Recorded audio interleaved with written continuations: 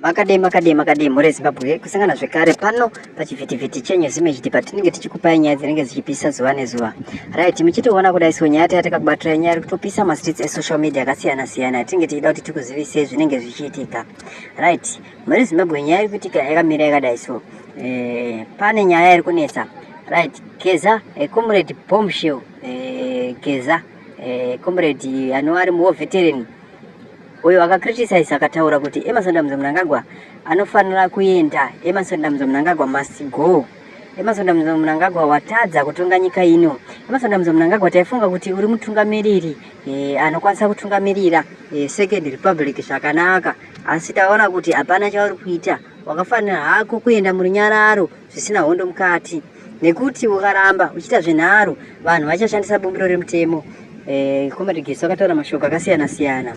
Asi pano pane munhu anopenga anonzi Ziyambi muri kuti comrade atizivi hondo yakarwa kuti akarwa ipi. Tikataura Ziyambi mwana mudiki panyaya dzehondo idzodzo hatina nyaya yatingambomise kuti munhu wehondo. Sometimes kana kunyatsotsvaga futi kuti mumuti justice minister kuti akadzidza kupi togona kutoona futi akangofanana namagaya nevamwe vanhu vari kutotaurwa vakafanana sakupwanya.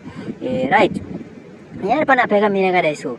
Zviri kunzi ZANU-PF leader Ziyambi says President Emmerson Mnangagwa and Vice President Chiwenga are working together with no fighting in the party. Asi zvinhu izvozvo tinotozviona kuti Emmerson Mnangagwa anofaita umwe wake. Chero izvozvo zvimakatarisa mavidheos avo vari pamwe chete, Chiwenga naEmmerson Mnangagwa vatarisane mumaziso, havaiti contact eye. Zvinhu zvinotooneka izvozvo ukatarisa makamera emavidheos eZANU-PF ese pavanoita meetings ese vari pamwe chete, Chiwenga nawo. Chiwenga anotarisa Emmerson mumaziso but Emmerson anenge akatarisa kusaidi. Chero mapicture kana pai zvitarise zvinhu izvozvo.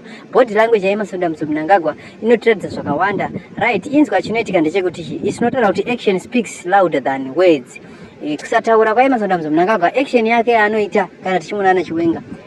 Isusu psychology dzedu dzogona kutiudza kuti uyu itori enemy yako kana takakutarisa chitango kutarisa ndinoona kuti munhu zvaari kufunga izvi ndo according psychology zvadzinoshanda, ndo zvadzakanakira zvekare. Tinenge tichiongorora, hatingoongorore chete body language yaEmmerson Mnangagwa kana aina VP Chiwenga, hapana paanoita conduct eye, anotarisa zvekubirira. Tine takanyatsomutarisa titeerere zvaari kutaura gozo zvisina basa, totarisa iye zvaari kuita neumwe wake kuti ari kuita chii, ndo zvatinenge takatarisa.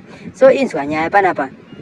Ziyambi yabva kuti Ziyambi calls out people cause division and says both leaders are loyal and respectful to each other. Veteran Blessed Geza, known as Bombshell, has criticized Mnangagwa and called for his resignation. Right. Geza may be kicked out of ZANU-PF for his comments. Ziyambi message is that there is unity in ZANU-PF and no factionalism among its leaders. Right, nyaya dzekunyepa dzese dzataurwa naGeza nauyu anonzi Ziyambi. Geza ari muright way. Geza VP Chiwenga naChamisa vari muright way.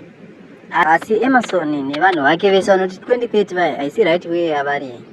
Kana uchifunga kuti ndiri kunyepa nhasi pano pachanenge ndichitaura nyaya iyi, ndoda kuti urambe wakabatisisa. Ndokumbira kuti wewe uri kundipikisa mwoyo mako, Mwari akuchengete kusvika pazvichatika zvinhu izvi, uone kuti achawina ndiani. Ndiri kutaura kuti timu rekusaidi kwaChiwenga, timu riri against Emmerson Mnangagwa ndo riri kuhwina nyaya iyi.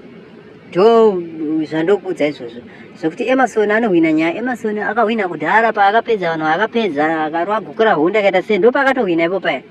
Iri game iyi ndo last inning yake yekupedzisira, ndo kutonhozwa kwachauruka kwakutoitika ipapa. So muri Zimbabwe ndiri kutendai nekuteerera kwenyu kwamune muchiita pano nekutitsigira kwese.